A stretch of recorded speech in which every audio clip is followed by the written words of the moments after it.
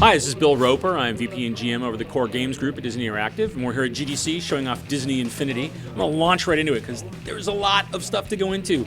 First of all, we have 3 different characters that we're introducing in our starter pack. The idea is basically we have these cool guys, Sully, Jack Sparrow, and Mr. Incredible.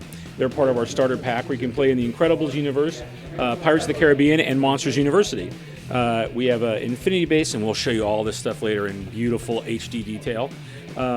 Where they go on, you can unlock play sets that are specific to those characters. So what you've got there is actually the world that you're going into. So if I've got Mr. Incredible, I put him on my Infinity base, and I use my toy that unlocks moving into that world. Bam, there I am in Metroville with a big summer blockbuster type experience, right? I'm going through superhero combat because I'm playing Mr. Incredible. He's really strong. He can go through. He's awesome in hand-to-hand combat.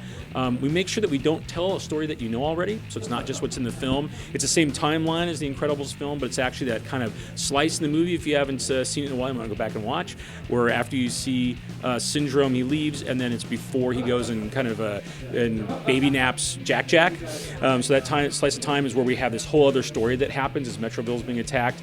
Pirates of the Caribbean, for example, is a whole new adventure that Captain Jack Sparrow goes on, trying to regain a ship that he can then go and sail the seas with. And then if you go in with Monsters University, we actually have a whole kind of fun pranks, scaring, stealth-type gameplay that's built around Mike and Sully going through Monsters University, going through school together in their college years.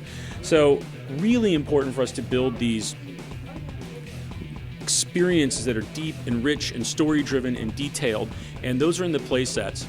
Then the other part of the game, and I think this is where it just goes crazy, everybody's mind gets blown when they see this stuff, is in the toy box. The toy box is an area where we then mash everything together. So our creative conceit is that we don't actually have the characters, you're playing toys of the characters. And they know that they're toys, and you know that they're toys. And it's that kind of idea when you were a kid, you just threw everything on your parents' living room floor, and you mashed it up, and you had G.I. Joe with Voltron, and they were going to go and attack this other base, because you didn't care. You just love these characters, and you just want to do this stuff. So what you do is you're going through, and now we've got all these characters from all these amazing different properties. You get to go in and mash them up in the toy box, where we let you customize everything. Whatever buildings you put in there, whatever characters you want to bring in, whatever vehicles you have. We have ways of these cool power discs, which I'm going to hold a couple of those if you see them. So these act like buffs or augments or cheat codes, for example. This is one of the Fix-It Felix. Actually gives you more health. You can put those in, and those go under the characters. Here, I'll even show you can stack up to 2 of them, like underneath the character like this on the base. And then they actually give all their augments up to that character as you run around. And you can use these round ones either in the playsets or in the toy box. And then we have these super cool, I'll find a third one, here we go, hex discs. So some of them actually change your environment. So for example, this one gives you the Sugar Rush, both kind of changes your world and your sky dome, so what the sky looks like, to be like Sugar Rush from Wreck-It Ralph. And then, for example, here we've got Cinderella's Chariot, right? And this is actually a vehicle you can get in and drive around. And we've got all kinds of crazy toys that interact with that. There's one of the ones, our favorites, with Cinderella's Chariot, because you look at it, you're like, Cinderella's Chariot, I don't know, man, I don't know if I want to drive that around. Well, we have this goo gun that both can shrink and grow things. So what we do with that is you can actually use the grow gun on it. It makes your chariot like monster truck tire size. Put that on. Then if I bought the Cars playset, where I unlocked all the chrome weaponry from Cars 2, where you had the spies, you could then flip out machine guns, and now you're driving around Cinderella's Chariot with monster truck tires and machine guns on the side. It just goes crazy like that. How many discs does it support? So you can put 2 of the round power discs underneath the character, or you can stack, in the toy box only, you can stack up 3 of those hex coins. So you can actually have either 3 different toys to drive around with or play with, or different vehicles or mounts and all kinds of things, or you can completely change your environments. Also, the toy box, though, that's kind of like the high level, like simplest way you customize in there. How you really customize, though, is that there's a complete editor built into it. So all of the same really power that we use to put together our game is exposed to the player through this editing tool. Simple to use. You literally have the precept of your character has a magic wand. They can sit in the game, select different items. They go into a ribbon that you would see that shows you all the toys you can choose from. It's as simple as if I unlocked Mr. Incredible's car in the Incredibles playset, and I can plop it down and drive it around.